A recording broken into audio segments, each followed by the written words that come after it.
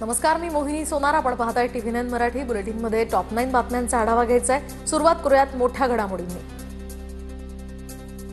सरकारला 2 दिवसांचे वेळ, यांच्या पुढे मी बोलणार नाही. 29 ऑगस्टपासून आझाद मैदानावर बेमुदत उपोषण.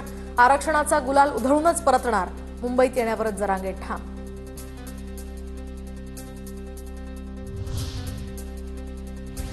तर जरांगेंच्या मागे फडणवीसांचे राजकीय द्वेष्टे. निवडणुका आल्यानंतर सरकार उलथवण्याची भाषा करा. फडणवीसांना टार्गेट केल्यास भाजप उत्तर देणार. दरेकरांचा इशारा. फडणवीसांना आज आणि उद्या 2 दिवसांची संधी देतो. आरक्षण न दिल्यास तुमचं सरकार सुद्धा उलथवून टाकेन. जरांगेंची सरकारला थेट धमकी. जरांगेंनी आरक्षणाची लढाई लढावी. फडणवीसांच्या आईंबद्दल अपशब्द काढले तर वळवळणारी जीभ हातात काढून देण्याचं सामर्थ्य आम्हा 96 कोटी मराठ्यांमध्ये आहे. नितेश राणेंचा जरांगेंना थेट इशारा. आम्ही जरांगे दादा म्हणायचो, मात्र जरांगे कसली औलाद आहे. कायदा आणि सुव्यवस्थेचा प्रश्न निर्माण करायचा. जरांगेंनी मर्यादेत राहावं, अन्यथा आम्ही सोडणार नाही. प्रवीण दरेकरांचा जरांगेंना इशारा.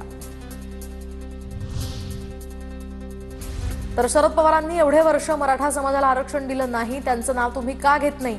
निवडणुका आल्या की नौटंकी सुरू होते. जरांगे सल्ला समजा किंवा इशारा.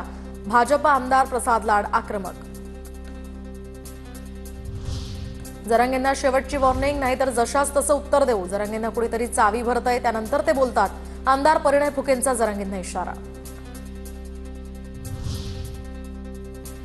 फडणवीसांच्या आईंबाबत काहीही बोललो नाही, पण जर बोललो असेल तर शब्द मागे घेतो. जरांगेंची प्रतिक्रिया. जरांगेंच्या 29 ऑगस्टच्या आंदोलनाविरोधात आम्ही रस्त्यावर उतरू. जरांगेंना कोण पैसे देतं हे वेळ आल्यावर नक्की जाहीर करू. लक्ष्मण हाकेंचा इशारा. तर जरांगेंचं आंदोलन हा हायकोर्टावर दबाव टाकण्याचा प्रयत्न. गुणरत्न सदावर्तेंची पोलीस महासंचालकांकडे तक्रार.